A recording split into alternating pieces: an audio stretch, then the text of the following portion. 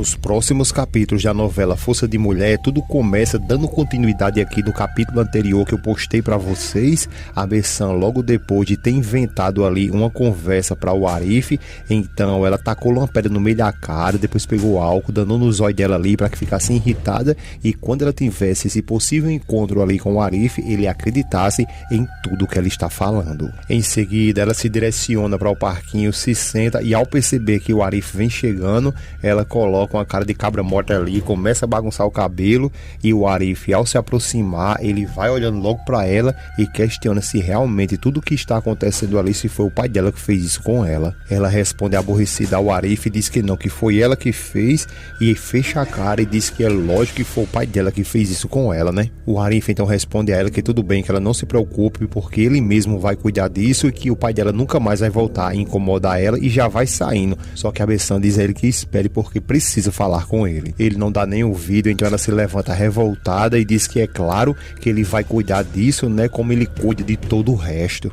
Ele então volta revoltado e pede para que ela escute muito bem que eles não vão voltar a falar do passado porque isso já ficou para trás. Ela então diz a ele que nossa, que vejamos ali que ele mudou muito e que mudou pelaquela mulher, e questiona ele ali como que ela se chama, se chama Bahar, não é isso? Ele olha para ela com a cara de poucos amigos e ela pede para que ele não olhe para ela desse jeito, porque eles se conhecem um pouquinho, né? Ele se aproxima dela e diz que é exatamente por isso que eles não se conhecem só um pouco, porque eles se conhecem muito bem. Ele continua dizendo a ela que esse é o problema, porque ele conhece ela melhor do que ninguém. Ele diz que então a partir de agora ele tem que voltar para o trabalho dele, e que quando for depois ele mesmo fala com o pai dela, e nesse exato momento é quando o telefone dele toca, quando ele olha é a Bahar. A Bessan, ao perceber ali que é a Bahar, pergunta a ele quem é ela e se é a nova namoradinha dele. Então é aí quando o Arif diz a ela para deixar de conversar bobagem ali e por que